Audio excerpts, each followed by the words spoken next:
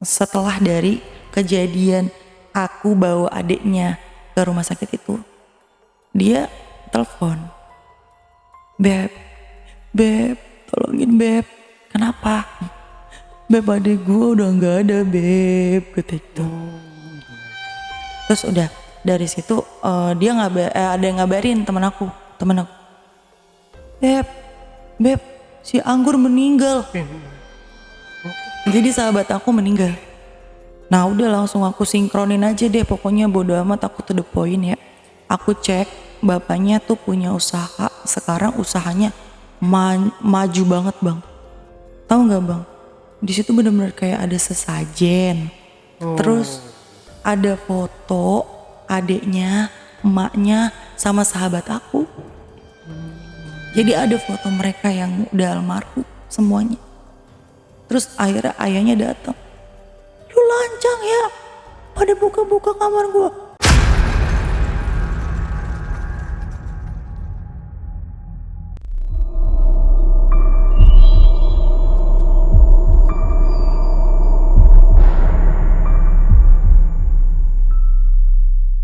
Assalamualaikum warahmatullahi wabarakatuh. Jumpa lagi dengan saya, Ale Jejak Backpacker. Dalam obrolan misteri Jejak Backpacker kali ini, kembali saya menghadirkan seorang narasumber yang pernah mengalami kejadian mistis. Seperti apa kisahnya? Langsung aja kita sapa narasumbernya. Assalamualaikum. Waalaikumsalam. Kak Gita. Iya betul. Ya, Kak Gita, terima kasih atas kehadirannya di studio Jejak Sama-sama. Backpacker.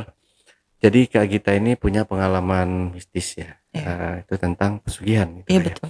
Nah ini boleh Kak Gita spill sedikit dulu aja kisi-kisinya yang mau Kak Gita ya ceritain ini nanti seperti apa. Iya. Kisi-kisinya itu tumbal pesugihan satu keluarga habis. Jadi saya punya sahabat saya itu meninggal gara-gara pesugihan keluarga. Oh, oke. Satu keluarga. Oke, disimpan dulu aja kalau Oke, gitu Kak Gita ya. Kita lanjut setelah ini. Oke.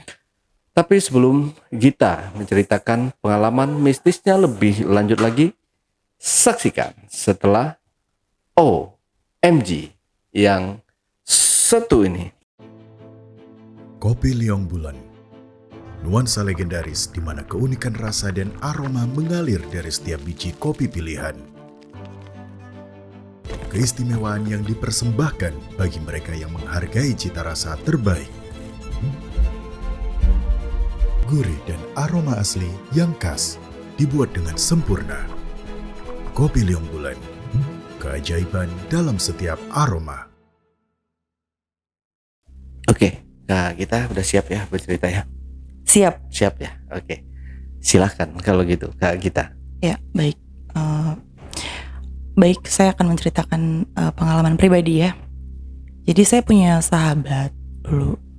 Itu tuh saya sahabatan sama dia tuh dari SMP sampai sekarang mungkin ya. Jadi dulu tuh kita deket banget. Apapun kita selalu cerita, apapun cerita tentang keluarganya. Aku pernah cerita tentang keluarga aku, jadi sama-sama tahu gitu ya. Jadi keluarga dia juga dekat sama keluarga aku juga dekat sama keluarga dia gitu. Nah jadi bapaknya ini sama ibunya ini memang privilege ya bisa dibilang. Jadi punya usaha. Di situ tuh cuma satu usaha aja sih.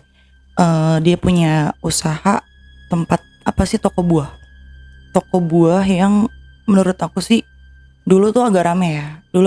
Jadi menurut aku kayak dia tuh kayak orang yang berada lah, dibanding sama aku ya mungkin dia berada gitu. Dia ada 2 bersaudara. Di satu sisi juga aku sebagai sahabatnya kayak yang merasa ngiri banget ya gitu. Bapaknya tuh kayak orang yang apa ya, ibadahnya juga bagus, ibunya juga bagus, ibadahnya juga bagus. Kadang-kadang kalau kita ke rumah dia tuh, "Ayo Neng, udah sholat belum? Sholat dulu," gitu. Jadi dia mengkhususkan satu ruangan itu untuk ibadah. Gitu ya, musola gitu untuk ibadah. Jadi aku kayak di rumah dia tuh kayak ngerasa ini rumah kedua gitu kan. Sedangkan aku kayak orangnya tuh sama dia di luar ya gimana sih, sama teman sendiri, sahabat sendiri gitu, kayak ya udah kita hahihi, lupa sholat apa segala macam. Tapi ketika di rumah dia tuh ya diwajibkan untuk sholat gitu. Nah dari satu cerita itu menurut aku kayak ya nggak mungkin aja gitu ya gitu kan. Dan satu lagi teman aku nih orangnya kan rada-rada males sholat ya, males sholat gitu. Jadi aku suka lu sholat dong, bapak lu sama mama lu kayak gini gitu kan. Udah nggak usah mikirin bokap gue sama nyokap gue sama bokap gue itu kan lu nggak tahu kan ceritanya kayak gimana kayak gitu kan. Terus jadi di satu sisi lagi dia cerita, beb, bapak gue usahanya lagi gak bagus nih, kata dia gitu. Kenapa emangnya? Gak tahu tuh, bokap gue dia kan jadi nggak kerja ya, dia nggak kerja. Jadi bapaknya itu kayak tulang punggung, benar-benar tulang punggung keluarga. Ibunya ibu rumah tangga, adiknya itu masih SMP, ya kan?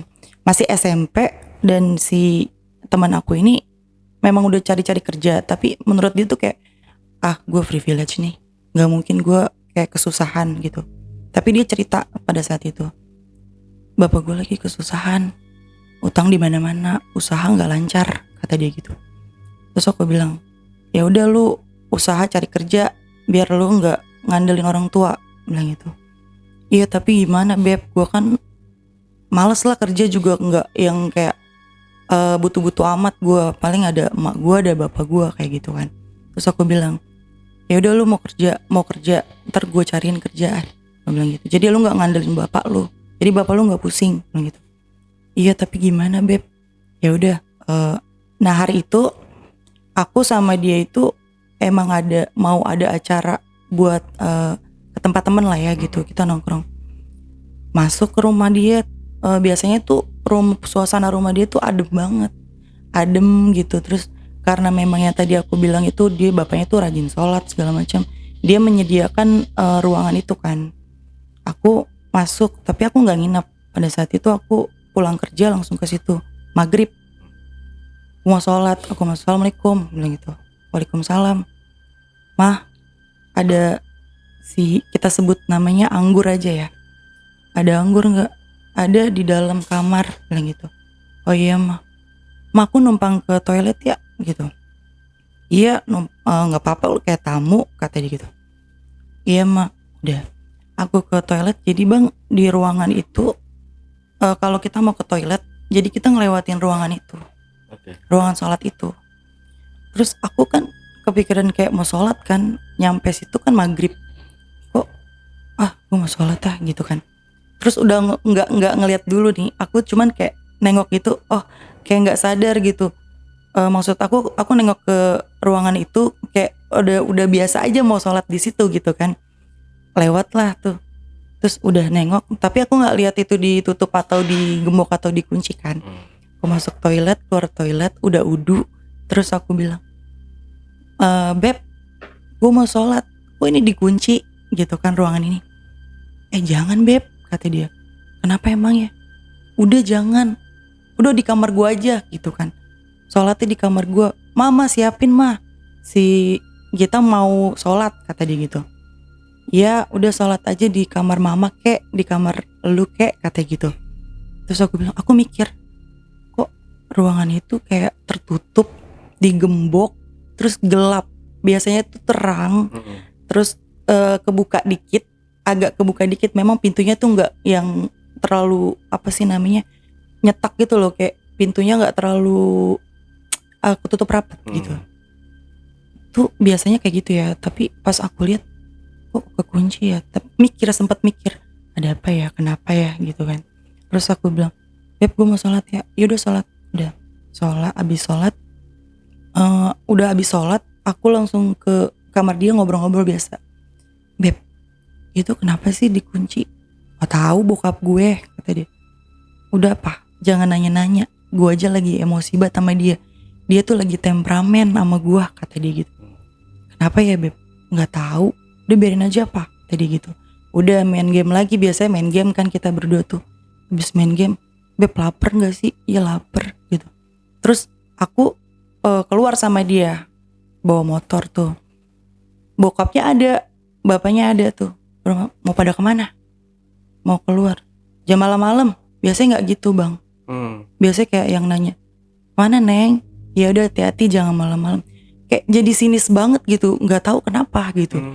Kok sinis banget sih? Kenapa ya ayah lu kenapa gitu kan? Terus kata dia, udah biarin aja emang gue lagi ribut sama dia katanya. Tahu gue belum kerja kali jadi dia kayak gitu. Jadi alibinya dia kayak gitu. Udah aku keluar tuh. Ayah mau keluar ya? Iya udah, hati-hati jangan malam-malam lu. Iya udah keluar. Tapi diliatin. Dari pas kita keluar dari motor tuh diliatin, gak biasanya dia ngeliatin kayak gitu. Terus kita keluar, kita di warung kopi. Bapak kenapa sih gitu ya? Ayah lu kenapa? Gak tahu, kayak orang kesurupan tau gak lu? Jujur ya, 1 minggu kemarin itu bapak gua yang dari gue cerita ke lo. Jadi pas dari dia cerita, itu tuh ternyata bapaknya pergi. Bapaknya pergi gak tahu kemana. Dia bilang katanya sih ke daerah Mataram. Ke Mataram, ke tempat keluarganya gitu kan. Dari situ dia ngerasa kayak aneh sih bapak gue. Kenapa? Katanya sempet cekcok gitu sama ibunya. Jadi pas cekcok itu bapaknya pergi katanya ke Mataram. Cuman percecokannya itu dia nggak tahu apa gitu kan. Kok bisa ke Mataram, tempat siapa gitu kan? Nggak tahu, katanya tempat saudara gue juga nggak tahu saudara gue yang mana, kata dia gitu kan. Ya udah, terus aku bercanda, jangan-jangan bapak lu pesugihan lagi beb. Jangan kayak gitu lu ngomong sembarangan, kata dia. Bapak gue masih punya iman, lu tau sendiri bapak gue, kata dia. Bercanda, ya udah bercanda jangan kayak gitu. Udah kita pulang, terus ibunya nyambut kita tuh. Dari mana sih? Lama banget. Tuh mama dari tadi ditanyain sama ayah, katanya. Ya dari luar biasa sama kita. Emang kenapa sih? Ya gak apa-apa. Itu ditanya tuh sama ayah kenapa gitu kan. Dia kan manggilnya ayah sama ibu sebenarnya. Ya udah, terus gue pulang aja ya. Jadi gak enak bang suasana kalau main tuh di situ. Saya juga gak ngerti ya gitu. Maksudnya main ke situ tuh tadinya tuh rumah kedua. Tapi setelah kejadian dia teman saya ini mengeluh bahwa bapaknya itu ada masalah keuangan gitu, dan mengeluh juga bapaknya tuh jadi kayak aneh, terus sinis, terus lebih temperamen kayak gitu, jadi sensitif banget. Saya juga nggak paham. Udah gue pulang ya gitu. Ya udah lu pulang, tapi lu hati-hati ya. Iya.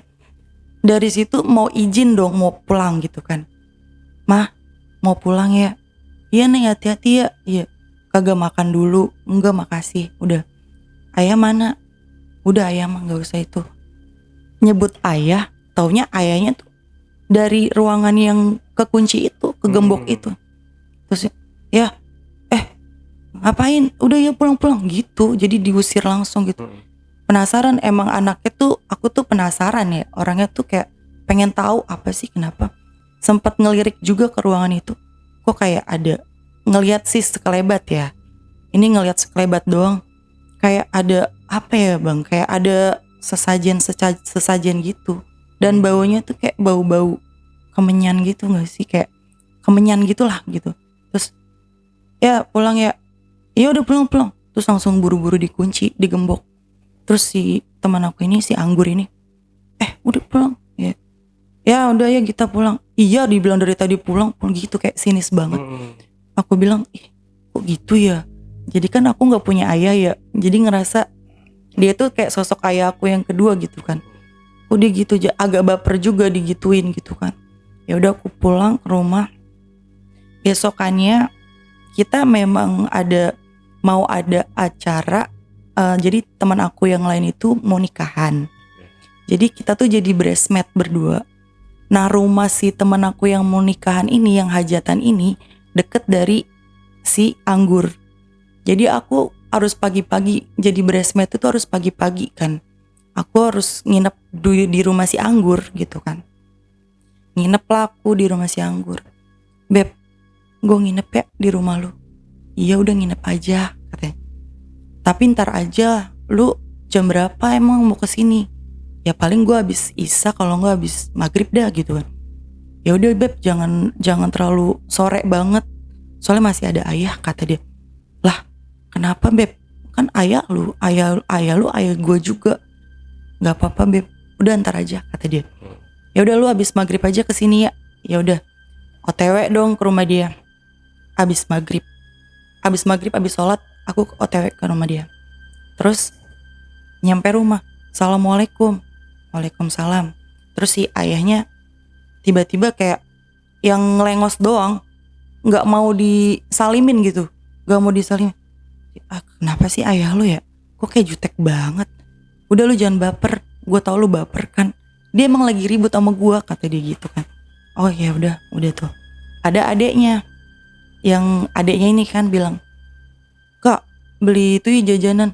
Jangan. Terus ayahnya langsung, nggak usah jajan-jajan, ngapain, kata dia gitu. Kebiasaan nih dede, kata gitu. Terus ibunya langsung kayak, udah lagi masak juga banyak makanan, katanya. Udah makan dulu, kan mau acara, ngapain makan di gitu, kayak jutek gitulah. Pokoknya sinis banget. Kenapa ya dia? Terus tapi cuman sabar aja, mungkin emang lagi ada masalah keluarga yang intern mereka, yang mungkin orang lain masuk ke rumah itu nggak bisa gitu, maksudnya. Mungkin aku mikirnya positifnya kayak gitu kan. Terus udah aku nginep kan, jadi kan, ibu aku nginep ya. Ya nginep aja, pakai bilang biasanya juga nginep di sini, kata dia gitu. Iya, udah tidur. Terus pas udah jam berapa ya, aku kebelet ke toilet. Jam 2 atau sekitaran jam 2 atau jam setengah 3 lah gitu. Aku gak lihat yang pasti, tapi pas ngelihat jam HP kan masih agak buram habis tidur gitu kan. Nah gak biasanya bang, kayak di rumah dia tuh geringsangan tidur, kayak panas banget gitu. Padahal AC, ruangannya tuh AC, kamar dia tuh AC, tapi kok kayak gerah ya. Terus udah gitu kebelet dong. Emang kebangun karena panas, dan juga pas abis bangun kebelet juga. Kok iseng ya? Iseng banget, sumpah iseng banget. Akhirnya aku bangunin. Beb. Terus kata dia, apa beb? Temenin gue yuk ke toilet. Lu kenapa sih? Biasanya sendiri. Udah gak apa-apa, sendiri aja. Gak apa-apa beb. Alibinya aku bilang gak enak. Gue gak enak. Udah sih kayak orangnya, kan ayah lu lagi kayak gitu, bilang gitu. Udah ke toilet aja gak apa-apa. Ya udah deh. Aku berani-beraniin. Sekalian penasaran juga tuh sama si ruangan yang itu. Posisi dia kamar dia. Ini kamar dia, terus ini kan kesini ada lorong. Terus di sini mau ke toilet ya. Di sini ada ruangan yang itu ya. Dari kamar dia keluar, itu udah kecium bau kayak menyan. Kayak bau bunga-bungaan gimana sih, kayak bunga-bunga Kamboja apa gimana nggak tahu ya. Kayak bebauan gitu bang. Terus kita jalan, aku jalan, terus aku langsung nengok, ih kok nggak kegembok. Kemarin itu aku ngeliat digembok. Pas ayahnya keluar juga kan, mau keluar dari ruangan itu, dia nggak gembok posisi. Tapi kayak ada kehidupan di dalam ruangan itu. Jadi nggak digembok, dan kayak ada cahaya tapi kayak warna merah-merah gitu, merah dan biru, gitu. Terus aku liatin, nengok dong ke kanan, ada orang ya. Tapi aku buru-buru pipis kan, buru-buru ke toilet. Pas aku ke toilet, abis kelar toilet, kepapasan dong sama si ayah. Nginep? Iya ya. Udah tidur gitu. Iya ya. Udah penasaran dong ngeliat jejak, sambil sambil pura-pura main HP. Aku pura-pura main HP, kan aku bawa HP. Terus aku pura-pura main HP. Nih pergi nggak? Ternyata pas aku nengok, ayahnya nengok juga. Jadi kayak takut banget aku, kenapa nih anak gitu, masuk nggak gitu kan. Terus aku nengok lagi ke belakang, ayah, ya minum di, kayak biasa lah gitu kan. Aku kalau ke rumah dia tuh kayak orang yang bertamu biasa gitu kan. Tapi pada saat itu kayak aku kaku banget gitu, kayak asing banget gitu. Ya aku mau minum di mana ya? Lah minum aja. Udah sih nanti minta ambilin aja sama si Anggur, kata dia gitu. Oh iya ya. Ya udah aku buru-buru. Beb. Apa, kata dia. Minum beb, minum. Ya udah sih, besok pagi aja. Jadi itu bang, dia kayaknya udah tahu kayak gitu ya, ayahnya tuh setiap malam kayak gitu mungkin. Nah terus dia kayak bisik-bisik. Jadi tuh ranjang dia tuh, aku tidur di atas, dia tidur di bawah. Ranjang dia tuh gitu kan. Nah aku dari atas, Beb minum Ege gitu-gitu kan. Terus katanya, jam segini ayah gue masih ada. Udah ntar gue ceritain, kata dia gitu. Tiap malam gue begini Beb, tiap malam, kata dia. Kenapa sih gitu, kayak sambil bisik-bisik. Kenapa sih? Udah tidur. Aku nahan aus kan, karena aku pikir oh yaudah deh, udah jam segini juga gitu kan. Udah hampir jam 3 juga, ngapain juga gitu minum, yaudah tidur aja. Tidur. Terus bang, di tidur aku, setelah aku melihat ayahnya yang keluar dari itu kayak aku ikut kayak di horor, kayak horor gitulah gitu. Aku ketindihan. Ketindihannya itu parah banget, kayak aku diuntang-anting gitu loh, kayak gimana sih, kayak ngelihat posisi itu tuh ada si Anggur, dia berdiri bener-bener berdiri, dan itu si Anggur emang. Jadi gini, aku nyebut Anggur gitu, kayak susah banget buat kayak apa ngomong gitu loh sama dia. Aku bacaan kayak susah banget Pak, gimana sih, diuntang-anting, bener-bener diuntang-anting. Dan posisi ketindihan itu aku ngelihat ada TV itu nyala, padahal pas sebelum aku tidur TV apa segala macam tuh nggak ada yang nyala, dan posisi si Anggur itu tidur dong gitu. Tapi itu bener-bener kayak gitu, kayak diputer-puter gitu kaki bang, dari kaki diputer gitu, terus gitu. Terus si Anggur langsung terus aku langsung Astagfirullahaladzim. Bilang, kenapa Beb? Lu kenapa? Gak apa-apa. Lu tidur di atas deh, gue bilang gitu. Gue tidur di bawah. Lah kalau enggak kita di bawah aja deh berdua, kata dia gitu. Ya udah, aku tidur di bawah berdua sampai pagi. Berlalu. Aku tuh pengen buru-buru pagi, pengen banget cerita gitu sama dia gitu. Karena posisi dia juga tahu, aku juga tahu dia pengen cerita gitu.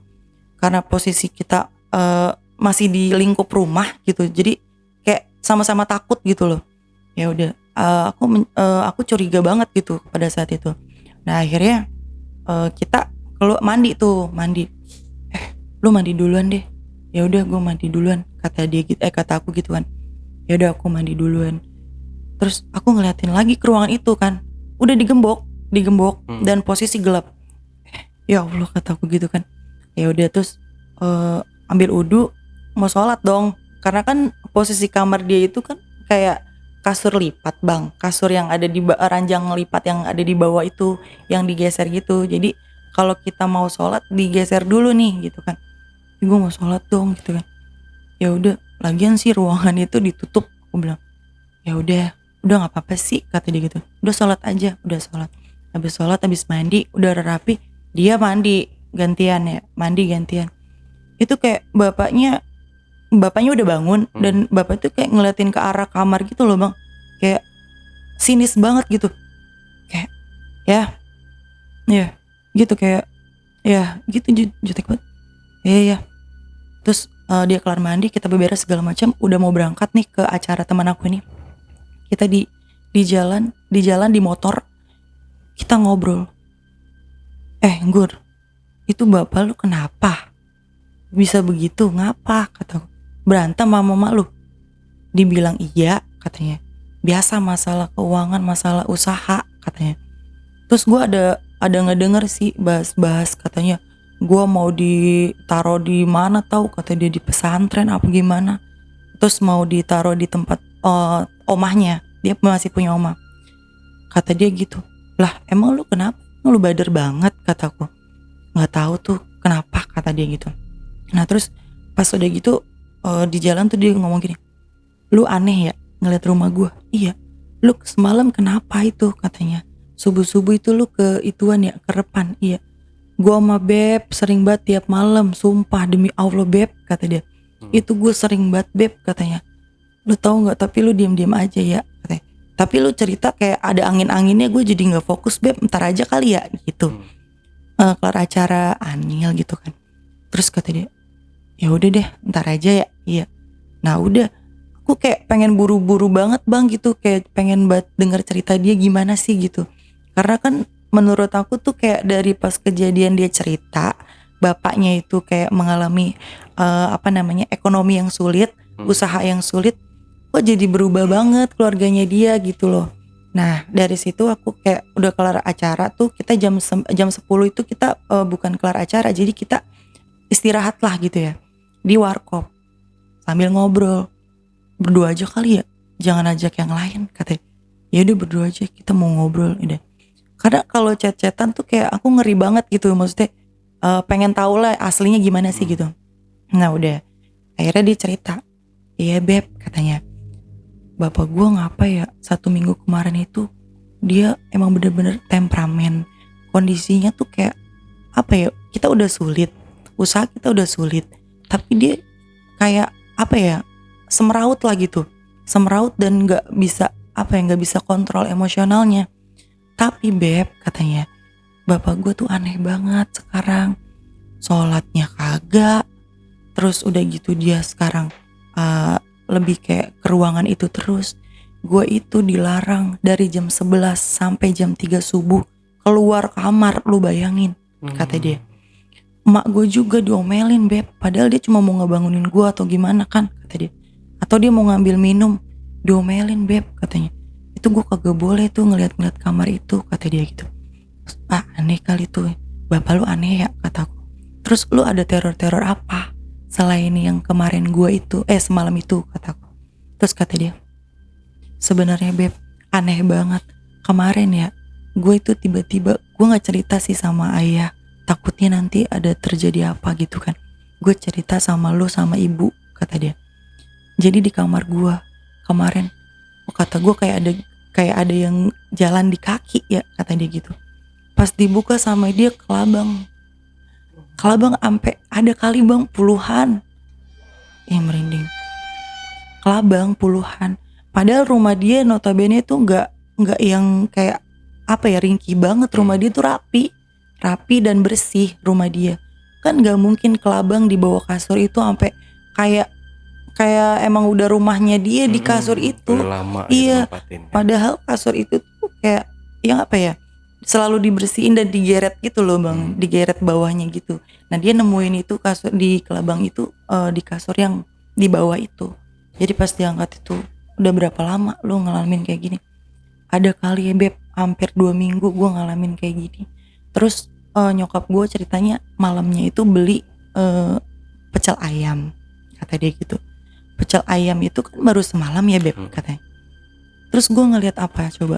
Ngeliat belatung beb, banyak banget di situ, katanya gitu. Serius lu beb? Iya, itu terornya parah gitu kan. Lah udah, dari situ aku bilang, kayaknya lu harus rajin-rajin sholat beb. Biar apa? Biar nanti yang hal-hal negatif lu lu protek diri lu dengan hal-hal yang seperti itu, aku bilang gitu. Terus kata dia, lu kayak orang bener aja. Udah. Nah udah, aku dari acara itu kita udah nggak komunikasi, tetap WA-WAan, tapi kita nggak yang ketemu gitu loh bang. Karena aku mikirnya ya udah mungkin dia perlu kayak menyendiri dulu atau gimana. Bapaknya juga kan lagi keadaan kayak gitu kan. Ya udah, kita hampir 1 minggu nggak ketemu. Dia telepon, assalamualaikum beb, lu bisa anterin gue ke salah satu rumah sakit di Rawalumbu? Iya boleh. Kenapa emangnya? Sebut aja adanya namanya Mawar ya. Si Mawar beb, katanya di rumah sakit perutnya gede banget, kata dia gitu. Serius? Iya. Kenapa beb? Gak tahu, pokoknya lu kesini aja, gue sama ibu, katanya. Bapaknya nggak ada, jadi ibunya dianterin. Terus pas sampai rumah sakit, aku nemuin si Anggur. Di mana dirawat? Di mana beb? Nggak dirawat beb, orang kagak ada diagnosanya. Lah itu kenapa ya beb? Aku bilang, ya nggak tahu lah. Pokoknya intinya tuh perutnya gede. Tiap kali jam 12 malam. Jam 12 malam dia kesakitan bang. Kesakitan katanya. Kok bisa gitu ya? Kenapa ya? Apa gimana ya? Malahan dokter bilang katanya, ini dari lambung. Asam lambung katanya gitu. Kok bisa asam lambung sampai perutnya buncit begitu gitu, kayak orang busung lapar bang. Tapi kondisi badannya adanya itu kayak masih fit banget, sehat. cuman keadaan perutnya aja yang gede dan sakit banget kata dia gitu. Ya udah, terus gimana, Bu mau pulang? Ya udah pulang aja deh, anterin ade dulu karena kan kita naik Grab waktu itu. Terus ya udah kita pulang anterin dulu. Terus di jalan aku mikir ya, sakit apa ya, kagak ada diagnosanya gitu. Ya udah, ya itu urusan mereka lah ya gitu, maksudnya mau gimana pun gitu. Tapi cuman pikiran aku aja gitu, aku nggak ada ngomong sama si Anggur ini, kenapa ya dia lu gitu-gitu, gak kayak ya udah itu urusan keluarga mereka lah ya gitu. Nah terus pas setelah dari kejadian aku bawa adiknya ke rumah sakit itu, dia telepon, Beb, tolongin Beb, kenapa? Beb, adik gue udah gak ada Beb, kata gitu. Adik gue gak ada Beb, kata gitu. Nah plot twistnya, aku sehari sebelum adiknya meninggal, dikabarin adiknya meninggal, itu aku ada mimpi. Jadi pas abis aku nganterin adiknya ke rumah sakit itu, aku mimpi karena mungkin aku mikirnya overthinking kali. Karena aku ngeliat kejadian itu terlalu memikirkan kenapa ya, kayak kita mah kesemsem gitu ya. Ya mungkin karena apa. Jadi aku mimpi adiknya itu di satu kayak sangkar gitu loh bang, di sangkar gitu. Jadi kayak ada makhluk yang aneh banget gitu. Dia mau narik adeknya gitu, kayak di kerangkeng itu kayak mau disamperin gitu. Makhluknya itu tau nggak gimana? Gede, tinggi, terus lehernya tuh kayak mau copot, gini-gini kayak ngoplak gitu. Matanya tuh banyak banget. Mata banyak, setiap matanya itu ada kayak tetesan warna hitam. Aku nggak tahu itu kayak gini-gini. Terus si adeknya ini, si Mawar ini bilang, Tete tolong, Tete tolong. Terus aku langsung astagfirullahalazim. Nah itu aku mimpi kayak gitu, tapi aku nggak cerita karena posisinya kan adanya lagi sakit ya. Aku nggak mau jadi kayak pikiran lagi kan buat teman aku gitu. Ya udah, dari situ udah. Terus adanya meninggal itu, teror di rumahnya itu makin banyak. Jadi dari yang teror kayak misalnya dia masak nasi katanya basi, terus di nasi itu ada belatung, terus udah gitu dia sering banget kayak direp-rep juga sama di kerangkeng gitu. Terus ada makhluk yang kayak gitu juga, cuman makhluknya itu kayak berdarah-darah, terus hampir sama makhluknya, gede tinggi, lehernya juga sama gitu. Lehernya juga sama kayak ngoplak gitu, tapi matanya tuh banyak kayak ada pernya gitu loh. Nah di setiap matanya itu kayak keluar juga yang hitam-hitam gitu sama gitu. Jadi pas udah kayak gitu disinkronin kan. Ya udah. Terus setelah dari adiknya meninggal itu, kalau nggak salah 1 bulan adiknya meninggal.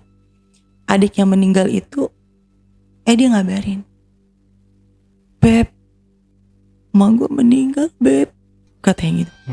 Lah kok bisa? Ya Beb lu kesini, lu gimana sih, cepetan lu di mana gitu. Terus kata, ya udah gue kesana. Aku kesana itu posisi itu hari Jumat, karena aku kan masih kerja ya. Jumat itu kan masih hari kerja, jadi aku pulang kerja langsung buru-buru kesana gitu. Masuk kesana, posisi sama, jenazahnya juga sama bang, perutnya gede, terus dia kayak ngejulur gini gitu. Terus matanya kayak setengah gimana sih gini, melek gitu, setengah melek, setengah merem. Jadi kayak katanya sih nggak bisa diinin bang, nggak bisa dimeremin gitu loh. Terus aku bilang, lah kok sama ya gitu kan, kenapa ya Beb, nggak tahu. Nah udah, Beb temenin gue ya Beb malam ini. Abis tahlilan itu kalau nggak salah itu 3 hari tahlilan, dia minta temenin aku. Ayahnya tuh pokoknya setiap kita ada kejadian apa, ayahnya kagak pernah kelihatan. Dari yang nganterin adiknya ke rumah sakit itu, dari yang adiknya meninggal, dari yang emaknya tiba-tiba meninggal kayak gitu posisinya, bapaknya nggak pernah aku lihat. Gitu. Iya justru nggak ada. Terus aku bilang, bapak kemana? Ayah kemana? Ada lagi sedih kali, kata gitu. Nah itu dari pas 3 hari tahlilan itu, aku nginap di rumah dia. aku ada merindingnya juga sih kadang-kadang kalau ke rumah dia gitu kan. Masih sama aku ngeliatin ke ruangan yang digembok itu posisi digembok kan. Terus aku pipis, aku berani-beraniin dah gitu ya. Udah meninggalnya adenya, udah meninggal emaknya gitu kan. Kayak apa sih rumahnya gitu, udah gitu. Itu ruangan juga horor banget gitu kan. Ayahnya juga kayak duduk mulu gitu kan di depan. Terus kadang-kadang di ruang tamu itu gitu kan. Tapi aku ngelihat ayahnya tuh di luar kan, posisinya di luar. Jadi ruang tamunya dia ada ruang tengahnya juga gitu. Ruang tamu, ruang tengah sama kamar gitu, sama ruangan itu sama toilet gitu. Ya udah aku mau pipis. Aku pipis, masih aja aku ngeliatin di ruangan itu kan, yang digembok itu kan. Kataku kok ini kayak harus gua buka nggak sih gitu kan, kayak pengen banget gua buka nih gitu kan. Tapi nggak usah. Udah. Aku langsung dari toilet aku langsung ke kamar lagi. Di kamar aku ngomong, "Beb, lu udah makan belum?" "Belum." "Yuk keluar." Itu posisi jam 11. "Yuk keluar. Udah malam Beb, tadi diomelin ayah. Ayo udah keluar aja." Aku bilang gitu. "Ya udah yuk, udah keluar." "Mau kemana?" Gitu ya. "Mau keluar dulu ya, mau cari makan." Kebiasaan perempuan kayak gini-gini gitu, kayak marah-marah gitu. Ya memang sih udah jam 11 perempuan nggak wajar ya Bang ya. Cuman kan itu posisi Jumat malam dan besoknya kita libur Sabtu ya gitu. Terus udah gitu kan kayak cari angin lah gitu. Aku mau menghibur teman nih gitu kan. "Enggak ya, mau makan sebentar, ayah mau beli apa?" "Gak usah, ngapain?" Gitu-gitu. Ngamuk, bener-bener ngamuk. Yaudah kita nggak jadi. Udah, ayah gue kayak gitu banget sih Beb ya gitu. Udah sabar aja kataku. Gue udah ditinggal meninggal adik gue ditinggal meninggal sama nyokap gue, dia masih kayak gitu Beb. Udah sabar. Terus ayahnya tuh kayak ngebanting sesuatu, brok gitu. Brok langsung kayak astagfirullahaladzim, kenapa ya gitu. Ya udah kan kalau udah 3 hari kan kayak keluarga dia yang tahlilnya itu udah pada pulang gitu kan. Jadi tinggal ayahnya aja gitu sama dia. Nah makanya aku temenin dia gitu. Terus dia bilang, "Lu pulang aja kali ya Beb ya, biar lu gak ngelihat gue kayak gini." "Gak usah," kataku, "gue temenin lo," kataku. "Gak usah Beb, gue takut banget Beb, gue sebenarnya takut." Lagi nangis, blok, muntah Bang, muntah darah. Di muntah darahnya dia tuh aku ngelihat lihat di kan ubinnya dia tuh kan kayak warna krem gitu kan. Pas aku ngeliat tuh kayak ada beling-beling kecil gitu Bang, kayak percikan beling gitu. Cuman kan aku orangnya jijian, nggak mau nyentuh darah ya. Aku langsung kayak, "Ih Beb, astagfirullahaladzim." Terus langsung kayak gitu, "Beb, jangan teriak," kayak gitu. Terus aku bilang, ada beling." Aku bilang gitu. "Nggak ada, itu bukan beling, itu halo doang," kata dia gitu. "Nggak, itu beling, coba dah lu pegang." Dipegang sama dia, memang dipegang, tapi kagak ditunjukin sama aku itu beling apa bukan. Tapi aku itu ngerasa itu beling, bener-bener beling, 100% itu beling. Gimana sih Bang kalau kaca pecah itu ada percikan-percikan kecil, itu kayak gitu, irisan-irisan kaca, percikan-percikan kaca itu bener-bener. Aku kayak astagfirullahaladzim Beb, ini gimana Beb, gue jijian lagi Beb. Aku bilang, "Udah gue aja yang bersihin." Dia elap sendiri muntahnya dia. Jadi dia sering sakit-sakitan.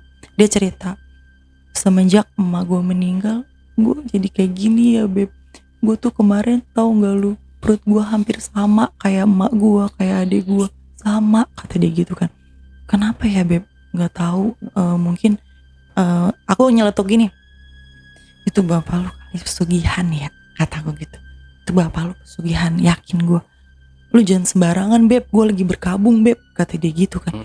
"Gue lagi berkabung, lu jangan sembarangan," kata dia. Udah dah, akhirnya dia kayak ngambek gitu. Terus dia tidur terus aku kan harus nemenin dia dong, gak mungkin aku main tinggal dia aja. Abis dia muntah itu, dia ngerasa kesakitan Bang, perutnya. Aku pegang, itu perutnya bener-bener kaku banget, kayak balon, bukan balon sih, kayak beras, karung beras. Itu kayak gitu ininya, perutnya kayak karung beras, lama-lama kayak gitu. Terus aku liatin, "Sakit Beb, lu sakit?" "Enggak Beb," kata dia gitu. Enggak sakit." "Enggak, lu sakit ya, kita ke rumah sakit yuk." "Udah ntar aja pagi," kata dia gitu. gue juga penasaran sakit apa, kata dia. Udah, ayahnya tuh kayak cuek banget, cuek bebek banget. Ada momen di situ tuh ayahnya kayak ngerasa care banget sama anak satu-satunya, tapi lain lagi gitu, lain lagi nanti berapa menit atau berapa jam itu dia lain lagi ke anaknya gitu. Kayak mastiin aja nih anakku sakit nggak gitu loh. Gimana sih kayak ngeliat sakit apa? Udah itu minum ini aja gitu. Aku udah bilang, ya ini si Anggur sakit ya gini. Udah minum ini aja. Masih sakit?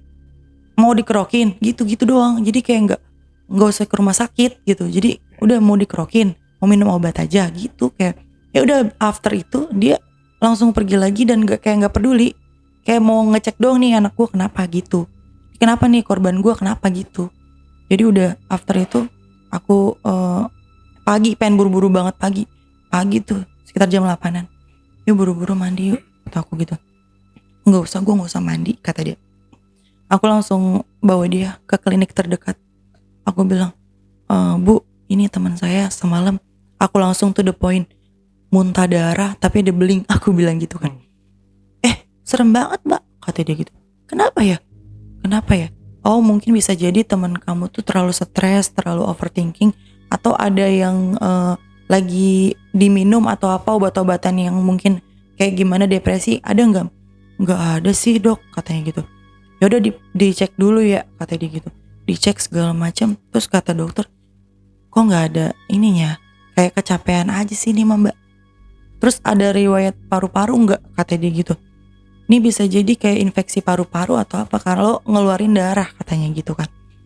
Cuman permasalahannya bang, dia muntah darah tapi ada belingnya. Jadi kayak nggak logik aja. Oke, kalau dokter mendiagnosis si Anggur ini paru-paru, infeksi paru, oke, bisa diterima. Tapi ada ininya belingnya, kenapa? Terus udah gitu setiap jam 12 malam perut dia tuh sakit. Dan itu menggelembung dan gede banget kayak karung beras.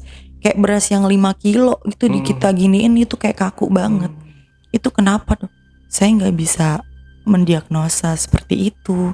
Karena saya hanya medis. Itu kayaknya unmedis deh, kata dokter gitu. Dokternya kan memang berhijab juga dan paham juga kali ya gitu. Ya udah, dari situ udah. Terus pas abis dia ke dokter itu kelar, aku nyamperin dia kan. Ayo beb, lu gak ini beb, apa lu gak ada sakitnya? Ya kenapa ya beb, kata dia gitu. Ya gue mana tahu. Ya udahlah, terus udah. Aku 2 hari nggak ngabarin dia karena kan aku cerita juga ke orang tua, kataku nih si Anggur kayak gini. Udah lu jangan kayak gitu, jangan ke situ-situ ngeri kalau kayak gitu-gitu. Itu mah udah yakin banget itu udah, katanya korban bapaknya, kata dia gitu kan. Nah udah, akhirnya dari situ bang aku nggak main-main ke rumah dia. 2 hari dia chat-chatan. Beb, kesini apa beb, kata gitu. Enggak beb, kataku. Terus udah dari situ dia ada yang ngabarin teman aku. Beb, si Anggur meninggal. Jadi sahabat aku meninggal. Sahabat aku nih meninggal. Terus aku kayak nggak terima gitu kan ya. Maksudnya kok bisa sih, ada apa ya sahabat aku. Nah udah langsung aku sinkronin aja deh. Pokoknya bodo amat, aku to the point ya. Aku cek bapaknya tuh punya usaha. Sekarang usahanya maju banget bang. Dan aku denger dari teman aku juga yang lain, bapaknya itu punya usaha sekarang futsal, terus pemancingan, terus toko buahnya juga di mana-mana. Aku cekin tuh satu-satu, saking aku sayangnya sama temen aku nih ya, aku cintanya sama temen aku, sama sahabat aku. Aku cek tempat usahanya, lah bener rame banget. Jadi dari pas mungkin usahanya itu nggak melesat lagi, makanya dia mungkin pesugihan itu kan. Nah terus dari situ aku kayak plot twistnya tuh jadi itu kita kayak ada investigasi lah gitu kan. Aku emang deket sama sepupunya dia juga kan. Jadi udah kita inin aja ya bapaknya gimana kayak gitu. Kan dari pas sahabat aku meninggal ini aku deket sama sepupunya ini kan. Aku koordinasi lah gimana ya, kita cari tahu dah gimana ini gitu kan. Terus kata sama si sepupunya ini bilang, yaudah kita inin aja ke rumahnya. Gue juga tahu kok, katanya mamang gue bagaimana, kata dia gitu. Akhirnya kita masuk, beraniin ke ruangan itu. bener-bener di ruangan itu. Aku juga agak deg-degan juga sih pas masuk. Dia sepupunya dia itu kita sebut namanya Melati ya. Si Melati masuk duluan. Terus aku sama pacar aku kan waktu itu. Terus dia masuk, aku masuk. Tahu nggak bang? Di situ bener-bener kayak ada sesajen. Terus ada foto adiknya, emaknya, sama sahabat aku. Jadi ada foto mereka yang udah almarhum semuanya. Terus akhirnya ayahnya datang. Lu lancang ya, pada buka-buka kamar gua, pada siang gitu ya. Terus pokoknya ngomong-ngomong kata-kata kasar gitu kan. Iya mang kayak gini mang, ternyata kayak gini ya mang. Ini bukan urusan lu, ini karena gua, anak-anak gua, istri gua udah ninggalin gua saking cintanya gua bikinin mereka persembahan gitu bilangnya. Terus udah akhirnya udah yuk, cabut, udah aku cabut. Terus aku takut juga kan gitu. Nah dari situ aku ngerasa kayak badan aku tuh kayak nggak enak bang dari situ. Dari situ badan aku nggak enak. Itu teror berdatangan bang. Dari aku mimpi yang kayak sama kayak kerep-repan yang pertama. Itu ada makhluk yang baru lagi nih. Jadi makhluk baru lagi. Dia itu berupa kayak di palanya tuh kagak nyambung. Palanya tuh setengah nggak nyambung gitu loh. Tapi dia seluruh badan tinggi, besar, hitam, sama matanya enggak banyak, matanya banyak dan itu dia nggak meneteskan sama sekali yang hitam-hitam itu. Cuman beda lagi versinya, jadi leher sama ininya tuh di kayak kepotong gitu loh. Gitu. Terus aku bilang, aku langsung ada teror kayak gitu, aku mimpi kayak gitu, terus aku langsung astagfirullahaladzim, kata aku kenapa ya, terus perut aku langsung sakit, bener-bener sakit, terus aku liatin kayak perut aku nggelembung gitu loh, gitu. Akhirnya aku bilang sama orang tua, ini kenapa ya gini, kok sakit banget ya gini, terus aku jadi kayak temperamen juga bang gitu gara-gara sakit itu. Akhirnya ya udah aku berobat ke Pak Ustadz. Dia bilang gini, ini udah berapa lama sih emangnya gitu kan. Ada satu daerah gitu kan, aku sama mamaku diajak. Ini dari kapan kayak gini, kata gitu. Dari pas 1 bulan lalu kayak gini anak saya. Makan juga jarang, kata dia gitu. Terus perutnya kayak gini, Pak kenapa ya? Astagfirullahaladzim Neng, udah sebutin nama asli katanya. Terus ada masalah apa? Nanti ya disebutin dulu namanya dulu, kata dia gitu kan. Ya udah pas nyebutin nama, aku keluar dulu nih sebentar. Terus dia tiba-tiba Pak Ustadz bilang, orang pintar itu bilang, astagfirullahalazim, ini mah Neng katanya mau dijadiin tumbal juga ini, katanya gitu. Tanpa aku cerita bahwa ada kejadian ini, teman aku segala macam. Jadi dia kayak langsung, ini mah kayaknya mau jadi tumbal juga. Udah ya besok mandi dipagarin segala macam ya, katanya gitu. Udah nggak apa-apa. Ya nggak apa-apa Pak, saya ketakutan gitu, takutnya nanti jadi tumbal berikutnya atau gimana gitu kan. Akhirnya mama bilang, yaudah ya Allah Neng, udah dibilangin ya jangan ngumpul sama orang begitu. Nggak ngumpul, itu sahabat aku, bilang gitu. Itu sahabat aku, kenapa jadi begitu sih, kata mama gitu. Ya udah akhirnya dipagerin segala macam. Terus emang ya berusaha untuk rajin sholat juga gitu kan, berusaha untuk yang ngaji juga, yasinan juga apa segala macam buat magerin diri sendiri juga. Terus ditolong juga sama orang pintar juga gitu. Akhirnya alhamdulillah aku jadi kayak ngerasa jadi nggak kayak gitu lagi, nggak berat lagi. Teror juga udah jarang juga bang gitu. Sampai mama juga baru bilang ya gitu, iya gara-gara katanya teman lu pada meninggal gitu. Terus emaknya meninggal, terus adanya meninggal. Lah mama emang kagak diteror katanya. Tiba-tiba ada suara kayak kayak suara gaduh banget di atas genteng, di loteng. Itu nggak biasanya buruk gitu. Nah terus ada teror juga katanya. Kata mama, aku kan belum pulang. Jadi mama teriak, teh, ya gitu dia nyaut. Pas berapa lama aku nyaut itu, aku assalamualaikum. Ternyata itu bukan aku. Jadi kayak menyerupai aku. Terus kata mama, lah bukannya tadi udah pulang? Astagfirullahaladzim. Udah mandi. Kenapa sih mak? Kenapa? Enggak apa-apa. Nah baru cerita dia. gue ngelihat nggak bukan samar-samar ngedenger sendiri, teh ya makan neng iya gitu. Ternyata aku baru assalamualaikum baru nyampe rumah gitu. Jadi ada keributan gitu, ternyata itu bukan aku gitu. Ada beberapa kali lah menyerupai aku gitu. Nah terus akhirnya alhamdulillah aku udah dipagerin segala macam. Akhirnya aku nggak yang kayak diteror-teror lagi. Mama juga udah alhamdulillah nggak diteror-teror lagi keluarga aku. Terus bapaknya juga kayak nggak neror-neror lagi ya, menurut aku kayak ya udah aman gitu kan. Tapi aku coba untuk ngeliat lagi nih usahanya beneran gak sih nih lancar usahanya gitu kan. Maksudnya kayak lu udah tumbalin nih keluarga lu demi usaha lu kan gitu. Nah aku pengen coba ngebuktiin bener nggak sih gitu kan. Feeling dan perasaan aku bener nggak lu pesugihan. Bener, emang bener rame banget pemancingannya itu, nggak pernah sepi. Terus futsalnya rame banget, sampai ada turnamen segala macem. Terus udah gitu tempat buahnya, itu toko buahnya yang tadinya tuh nggak yang rame banget bang, buahnya tuh kayak mungkin dia nyetoknya beberapa bulan sekali atau gimana, itu bener-bener rame dan orang tuh rame semua. Ih gila ya kataku, dia mengorbankan keluarganya demi itu dia gitu kan. Nah udah terus akhirnya aku alhamdulillah udah sehat walafiat. Terus aku juga selalu doain sahabat aku, ibunya sahabat aku, adiknya juga gitu kan, keluarganya juga, semoga bapaknya juga sadar segala macam.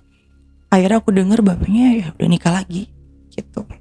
Oh, udah nikah lagi. Udah nikah lagi dan alhamdulillah sih aku udah gak mikirin lagi. Cuman kadang-kadang aku masih mikir, ya Allah, kok bisa ya di umur seumur hidup aku gak pernah.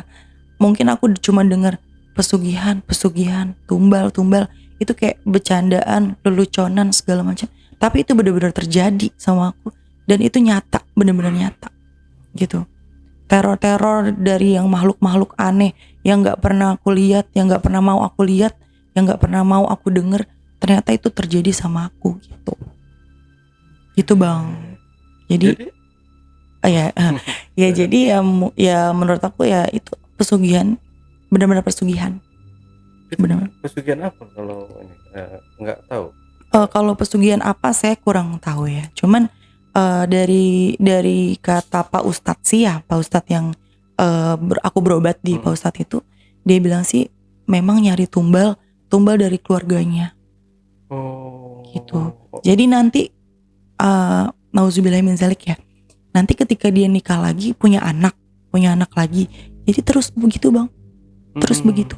Jadi korelasinya tuh cuma demi keberhasilan, uang dan uang.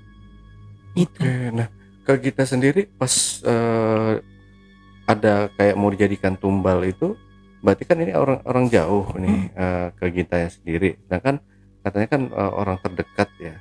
Apa karena Kak Gita ini udah berhubungan dekat sama si Anggur ini? Iya, karena kan dari SMP kita udah berteman bersahabat. Jadi yang seperti aku bilang di awal, jadi kayak aku tuh kayak keluarga dia kayak keluarga aku. Jadi mama aku tahu dia, mamanya dia tahu aku. Jadi kayak semua keluarganya tuh kita saling tahu gitu loh. Jadi beberapa kali juga mama aku sama mama dia tuh kayak chilling bareng gitu, kayak ke mall bareng gitu. Jadi kayak deket banget gitu loh bang. Jadi kita tuh benar-benar sedekat itu gitu, seperti keluarga gitu. Jadi kayak apapun ya dia tahu, aku juga tahu gitu. Jadi keluarganya tuh saling tahu gitu. Jadi deket lah bisa dibilang. Oke, makanya mau jadi target tumbal juga. Gitu kata si Pak Ustadz ini, yang orang pintar ini gitu. Makanya jadi target tuh. Ya mungkin kalau misalkan dilihat itu kayak bukan nargetin untuk jadi kesuksesan kali ya. Mungkin beberapa kali kan aku mau ngelihat dia juga gitu kan keluar dari ruangan itu. Terus aku juga kayak sering nginep gitu kan. Sering nginep di rumah dia pada saat mungkin dia udah mau mulai pesugihannya gitu kan. Dan mungkin dia gak mau ada orang lain masuk ke kehidupannya dia yang seperti itu. Atau bisa dia berpikirnya kayak lu masuk ke sini untuk menggagalkan bisnis dia, menggagalkan usaha dia yang pesugihan itu gitu. Oke. Jadi, tapi di awal-awal kita mengetahui kalau si bapaknya Anggur ini melakukan pesugihan. Kenapa Kak Gita nggak cepat tangkap gitu? Maksudnya untuk menyelamatkan si anggur ini, entah itu dibawa pergi atau dibawa ke orang pintar untuk untuk mengetahui kenapa penyebab dia sakit seperti itu. Sebenarnya tuh udah ada niatan ya. Aku bilang sama ibu juga kan, almarhum ibu kan, kita bawa aja kali kita bawa aja kali ya si adek gitu kan, kita bawa aja ke orang pintar kali ya, kataku gitu. Terus jangan tanya ayah dulu gitu. Jadi beberapa kali misalnya dari korban adiknya, korban dari ibunya juga udah sempat kita mau bawa. Aku ngomong dari kasus adiknya ini kita udah kompromi, kita ke bawa orang pintar aja yuk. Jadi kan dia masih berpikir positif kan, tanya ayah aja dulu. Jadi ayahnya kalau diajak, ya ini bawa aja ke sini, jangan, ntar juga sehat, ntar juga sembuh, sakit biasa itu gitu. Terus ibunya juga gitu, kita konfirmasi nih, ya ini ibu gimana ya, bawa aja kali gitu kan. Terus tapi ayahnya bilang gini, itu mah sakit biasa, jangan di alam katanya gitu. Udah ntar juga sehat gitu. Jadi tiap kali ada yang mau dibawa ke orang pinter atau orang yang lebih ngerti gitu, jadi ayahnya kayak ngalangin gitu, ngehalangin. Nah aku kan nggak tahu kejadiannya teman aku kayak sakitnya udah lama atau gimana kan. Tahu-tahu dia kan muntahin itu kan yang tadi muntahin itu. Jadi aku udah sempet, kita ke ini aja yuk, gue takut, udah biarin aja, siapa ya korban berikutnya, dia gitu. Jadi kayak ngomong, siapa ya korban berikutnya, tapi dia nggak pernah cerita gimana ya ayah lu gini, ayah lu gue gini gitu. Jadi dia nggak pernah cerita dan dia nggak pernah mau karena dia takut sama ayahnya. Dan pasti kalau kita izin sama ayahnya juga nggak akan ngizinin juga kan gitu. Oke. Tapi ketiga korban ini berarti ibu, anaknya 2 ya yang jadi korban. Ini semua sama persis waktu meninggal ya, kayak yang matanya nggak bisa merem ya, nggak bisa menjem ya. Iya. Sama perut, dengan keadaan Iya, perut membesar. Iya. Sama, posisinya sama bang. Dari adiknya, ibunya, terus almarhumah sahabat aku juga sama. Sampai dimakamkan pun nggak kempes perutnya. Tapi pas mau dimakamkan itu alhamdulillah sih kalau sahabat akunya bisa diam lagi. Cuman kondisi lidahnya itu kayak ngegigit, kayak kesakitan gitu, dengan keadaan badan kurus, perut membesar. Dan perutnya itu kan kalau normalnya jenazah ya, dia perutnya kayak lembek gitu kan. Iya. Kalau jenazah ini nggak keras. Karena kan posisi aku waktu ngelihat jenazah ibunya itu kan cuman ngelihat gitu aja, nggak berani megang gitu, cuman ngelihat aja gitu. Nah jadi kondisi ibunya sama adiknya sama almarhumah sahabat aku juga sama. Tapi alhamdulillahnya sahabat aku bisa dipejam. Ya. Berarti si bapaknya ini mencari pesugihan itu bukan di Pulau Jawa, di Mataram itu. Iya di Mataram itu. Berarti di daerah Lombok. Iya kayaknya di daerah situ. Gitu bang. Jadi serem banget gitu kan. Intinya tuh kayak apa ya? Nggak expect aja kalau ada ya orang tua yang kayak gitu loh. Sedangkan kita tuh yang anaknya nganggep dia tuh kayak panutan lah gitu. Panutan banget ya gitu. Apalagi aku nggak punya ayah. Maksudnya udah nggak punya ayah. Jadi kayak ngeliat ayahnya tuh panutan banget lah. Rajin sholat apa segala macam. Udah nggak nyangka banget. Nggak expect banget. Dari orang yang ilmu agamanya kuat, tiba-tiba kayak begitu. Kayak gitu. Ya. Berarti nggak imannya kurang kuat ya. Walaupun kita udah tiap hari sholat, kalau tidak dibarengi dengan pikiran yang jernih ya itu akibatnya dia bisa melakukan apa aja, termasuk pesugihan, termasuk melakukan ya menyembah jin atau ya ritual-ritual ilmu hitam kayak gitulah. Oke, tapi alhamdulillah kita selamat ya. Alhamdulillah. Amit-amitnya kalau misalkan jadi korban juga. Nggak mungkin ada di sini ya Kak kita ya. Oke, dari sini Kak kita ada yang mau disampaikan? Pesan-pesannya ke penonton silahkan. Pesan dan kesannya, pesan aja ya. Pesan boleh. Pesannya, ya intinya kita harus selalu bersyukur. Apapun yang kita punya, apapun yang kita hadapi, itu kita harus bersyukur. Karena bagaimanapun yang Allah kasih, yang Tuhan kasih ke kita itu, ya udah kita harus struggle, harus jalanin sendiri, tanpa ada yang aneh-aneh segala macam. Apalagi merugikan diri sendiri, apalagi ini korbannya keluarga yang notabene darah kita, nyawa kita, soul kita gitu ya. Jadi intinya jangan berbuat sejauh itulah, nanti ada balasannya kok gitu. Kita harus bersyukur aja. Oke, Kak Ginta, terima kasih.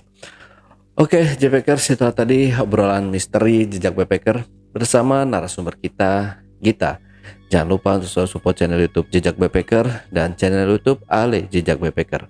Buat teman-teman juga yang punya pengalaman menarik dan ingin bercerita langsung di studio Jejak Backpacker, teman-teman dapat mengirimkan cerita menarik kalian melalui WhatsApp atau menghubungi WhatsApp di 0858 47600 683 atau di 0852 1234 5683.